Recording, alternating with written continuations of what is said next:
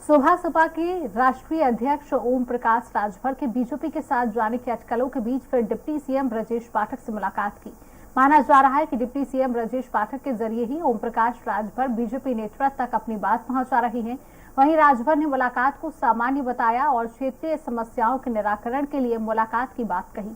गठबंधन करने के सवाल पर कहा कि राजनीति में ना कोई स्थायी दोस्त होता है, ना ही कोई स्थायी दुश्मन।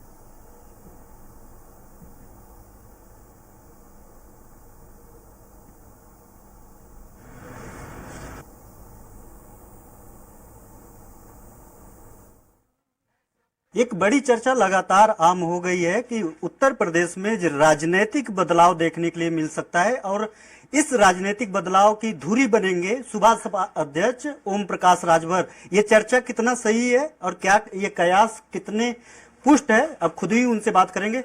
सर, अभी आप मिलकर के भी आए हैं डिप्टी सीएम से, क्या लग रहा है कि ये जो चर्चा है वो कब तक पुष्ट होने की संभावना है? कि जो मिलने का वजह है, हम अपनी पार्टी के विधायक दल के नेता, राष्ट्रीय अध्यक्ष, क्षेत्र की समस्या, अपने विधायकों की समस्या को लेकर के हम विपक्ष से तो नहीं मिलेंगे, सत्ता पक्ष से मिलेंगे। तो उसी कड़ी में समय समय पर हम लोगों से मिलते हैं, चाहे मुख्यमंत्री से मिलें, चाहे डिप्टी सीएम से मिलें या मंत्री से मिलें, तो मिलते हैं समस्या को लेकर।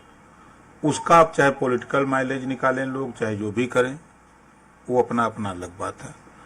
राजनीति में जहां तक सवाल है गठबंधन का, जो दिमाग में आप लोगों के है, गठबंधन करेंगे। 7 अक्टूबर को गांधी मैदान पटना, बिहार में वंचित शोषित जागरण महारैली करेंगे। उसी रैली में घोषणा होगी किसके साथ गठबंधन होगा। अच्छा, वो जो कार्यक्रम होगा वो सुभाषपा का ही होगा या फिर अन्य दल भी उसमें शामिल होंगे? सुभाषपा का होगा। जो जिसके साथ गठबंधन करेंगे वो दल उस मंच पे मिलेगा। लेकिन ये कहा जा रहा है कि लगातार कहा जा रहा है कि आपका अब झुकाव जो है वो सत्ताधारी दल भारतीय जनता पार्टी की तरफ है, तो क्या संभावनाएं बन रही हैं?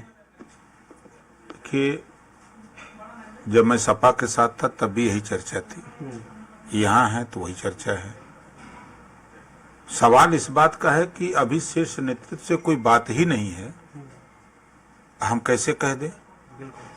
लेकिन आप विपक्ष की जो दूसरा जो सबसे बड़ा दल है समाजवादी पार्टी, जिसके आप 7 चुनाव लड़े हैं, उस पे लगातार मुखर हो रहे हैं, तो इसलिए भी ये बातें कही जा रही है कि इधर से अब जो है निराशा अब उधर आशा में तब्दील हो जा रही है।